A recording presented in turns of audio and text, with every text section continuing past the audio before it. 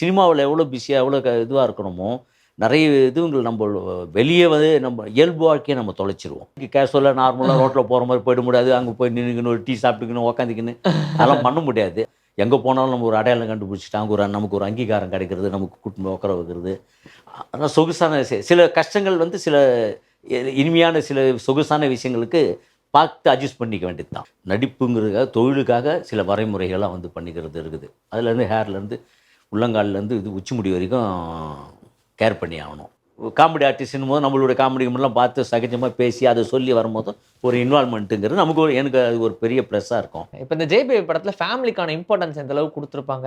ஆனா நெஜமாவே சினிமால அர்ப்பணிக்கிறவங்க பார்த்தீங்கன்னா, சினிமாக்காக ஃபேமிலிய வந்து ஓரளவுக்கு பேலன்சிங்கே இல்லாம போறது. ஃபேமிலிய பார்த்துக்கவே முடியாது. சினிமாக்காகவே ஓடணும் அப்படின்ற மாரிலாம் இருக்கும் இல்லையா? உங்களுடைய ஃபேமிலியும் சினிமாவ எப்படி பேலன்ஸ் பண்ணிட்டு இருக்கீங்க? இல்ல எனக்கு இப்போ சினிமா, ஃபேமிலி அப்படிங்கிறது வந்து இப்போ இருக்கக்கூடிய விஷயங்கள் வந்து என்னன்னா, மோ மோஸ்ட்லி வந்து இப்போ எங்கனா ஊருக்கு போறோம், அது போகணும்போது ஃபேமிலியா போயிடுவோம். அந்த மாரி இருக்கிறது. இங்க சென்னைனா இங்க உடனே எவ்வளோ நேரம்னாலும் வந்துருவோம். அ இப்போ நைட் ஷூட் முடிச்சுட்டு வரோம்னு வச்சுங்களேன், காலையில வந்து படுப்போம். எழுந்து டிஃபன் கட் ஆயிடும். வாக்கிங் போறது அது இதுன்னுலாம் கொஞ்சம் கட் ஆயிடும். எழுந்தோம்னா மதியானம் சாப்பாடு அவ்வளவுதான். அதுக்கப்புறம் மறுபடியும் நம்ம ஷூட்டுக்கு போயாகணும். அப்படின்னும்போதோ, அந்த மாரி கொஞ்சம் விஷயங்கள்லாம் கொஞ்சம் ரொம்ப ஃபீல் ஆகும். என்னடா எழுந்து காலையில டிஃபன்லாம் சாப்பிட்டு மறுபடியும் ஆக்டிவா இருக்க முடியாது. சில நேரங்கள்லாம் 2 மணி இருக்குன்னு சொல்லிட்டு காலையில வரைக்கும் போவோம் ஷூட்டிங்கு. ம். அதெல்லாம் ரொம்ப பயங்கர கஷ்டமா இருக்கும். டயர்டா இருக்கும்.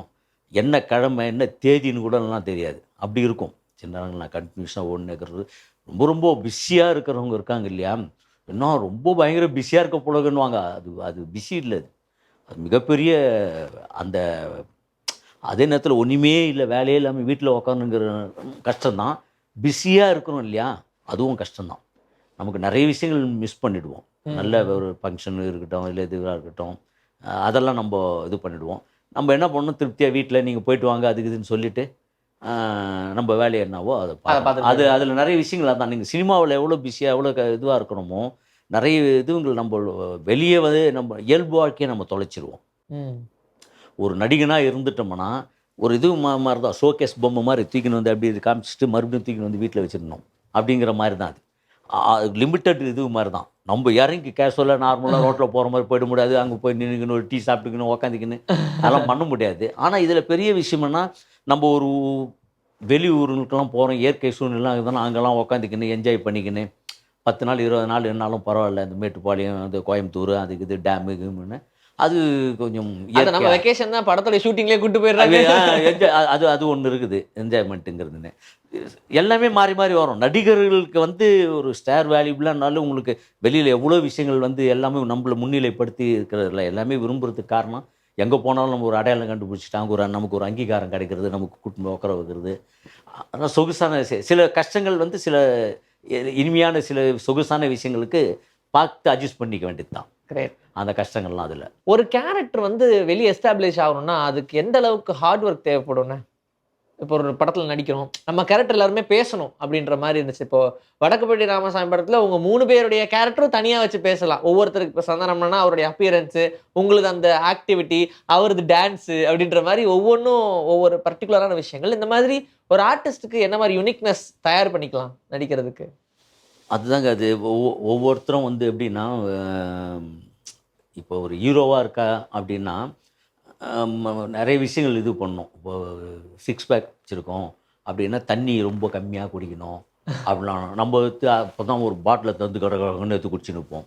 அப்படிங்கிறது. அவங்க கொஞ்சம் தான் குடிப்பாங்க. சாப்பிடணும் கொஞ்சம் தான் ஒரு இது இருக்கும். ஆசை இருக்கும். சாப்பிடணும்னு நெனச்சா அப்படியே ஃபுல் சிக்கனும் சாப்பிட்டுடலாம். ஆனா, அப்படி இல்லாம கோழிக்கும் வலிக்காத மாரி கொஞ்சம் கொஞ்சமா பிச்சு, அப்படி சாப்பிட்றவங்களாம் போதும்.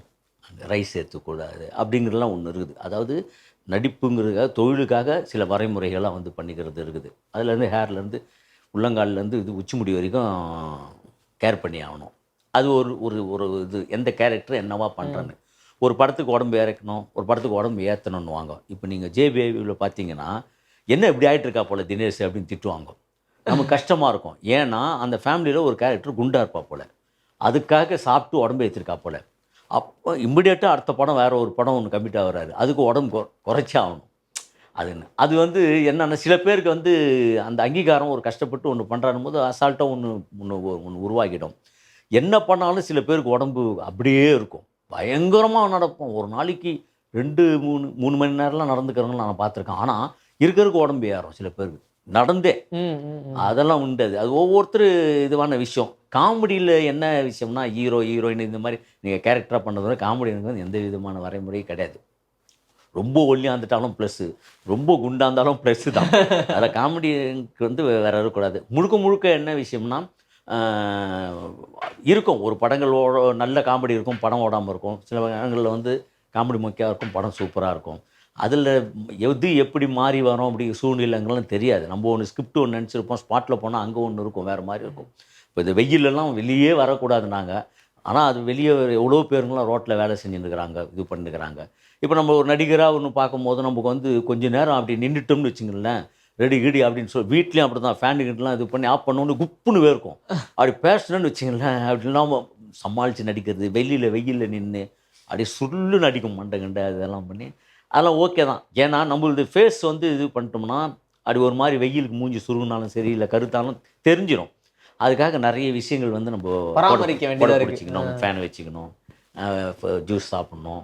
எல்லாமே நெறைய இருக்குது. ஒவ்வொருத்தருக்கும் ஒவ்வொரு விஷயங்கள் தான் அது. இன்னைக்கு நார்மலாவே எல்லாருமே வந்து இயற்கையான விஷயத்துக்கு வந்துட்டாங்க. இயற்கை இதெல்லாம் ரொம்ப எடுத்து இன்னைக்கெல்லாம் நுங்கு எல்லா இடத்துலயும் கிடைக்குது. ஆ, அது மாரி தானே இது. எடுத்துக்க வேண்டியதான்றீங்களா? எடுத்துக்க வேண்டியது தான். சரிண்ணா, இப்ப ஒவ்வொருத்தருமே நடிகர்கள்லாம் வளர்ந்துகிட்டே இருக்காங்கல்ல. சட்டு சட்டுன்னு வந்துகிட்டே இருக்காங்க. ஆனா அவங்க கூடலாம் காம்படிட் பண்ணி நம்ம நடிக்கணும்னு இருக்குல்ல. இப்ப நம்ம அப்கிரேட் ஆயிட்டே இருக்கணும் ஒவ்வொரு ஸ்டெப்லயும். அப்படி நம்மள தக்க வச்சுக்கிறதுக்காக நீங்க என்ன டெக்னிக்ஸ்லாம் யூஸ் பண்றீங்க? நம்மளது டெக்னீஷியன் வந்து பெரிய விஷயம்லாம் கிடையாது. இப்ப நம்ம ஒரு படம் போறோம், கமிட் பண்ணிக்கிறோம். அந்த ஆர்டிஸ்ட்டோட ஃபர்ஸ்ட் டைம் நடிக்கிறோம். ஆல் ஆர்டிஸ்ட் காம்பினேஷன்னா, டக்குன்னு ஒரு சீன் வச்சு அப்படி போயிட முடியாது. ம். இயல்பா வந்து ஒரு விஷயங்கள் பேசி இது பண்ணணும். ஒரு சில இடங்கள் இதுவாகும். அப்போ வந்து என்ன நம்மளுடைய விசிட்டிங் கார்டா இருக்கணும்னா, நம்ம இதுக்கு முன்னாடி பண்ணியிருக்கிறோம்ல.